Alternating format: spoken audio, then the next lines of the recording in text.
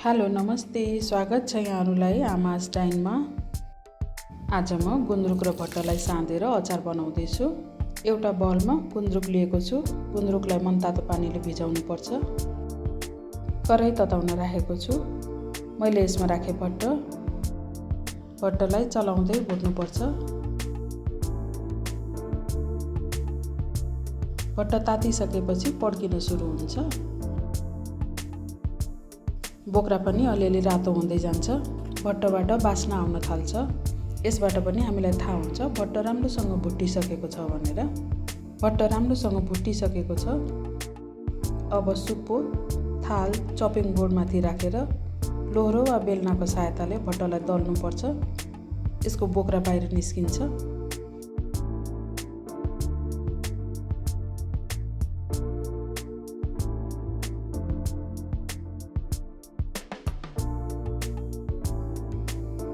बोक्रा फालेर भट्टलाई राम्रोसँग सफा गर्नुपर्छ।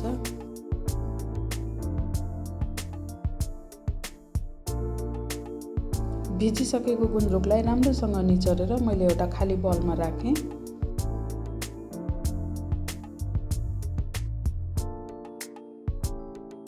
सानो टुक्रा अदुवालाई लामो आकारमा काटेर लिएको छु। यसलाई पनि मैले यहाँ राखेँ।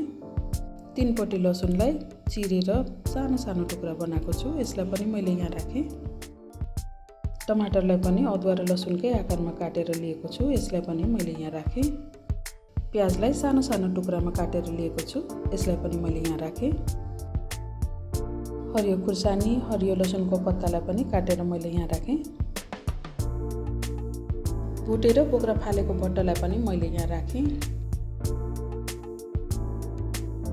अचारलाई झान्नको लागि मैले एउटा प्यानमा 4 चम्चा तोरीको तेल तताउन राखेको छु। तेल राम्रोसँग तातिसकेपछि मैले यहाँ राखेँ आधा चम्चा मेथी। मेथीलाई कालो हुन दिनुपर्छ। मेथी कालो भइसक्यो। मैले यहाँ राखेँ आधा चम्चा बेसार। अब ग्यासलाई बन्द गरिदिउँ। अचारलाई झानिदिउँ।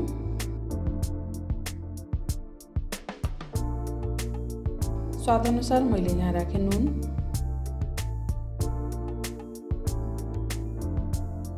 एउटा कागतीलाई पनि निचोरेर राखेको छु।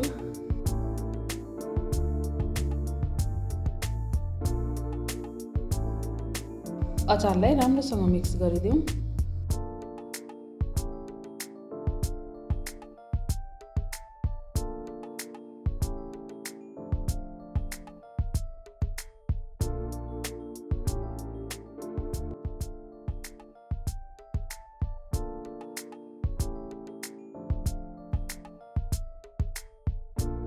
हरियो धनिया राखेपछि गुन्द्रुक भट्टा साँधेको अचार खानको लागि तयार हुन्छ। गुन्द्रुक भट्टको अचार तयार भइसकेको छ। खाना वा खाजासँग हामी यो अचार खान सक्छौँ। हजुरहरूलाई गुन्द्रुक भट्टा साँधेको अचारको रेसिपी कस्तो लाग्यो कृपया कमेन्ट गरिदिनु होला। भिडियोलाई लाइक, सेयर गरी च्यानललाई सब्स्क्राइब पनि गरिदिनु होला। हवस् त, धन्यवाद।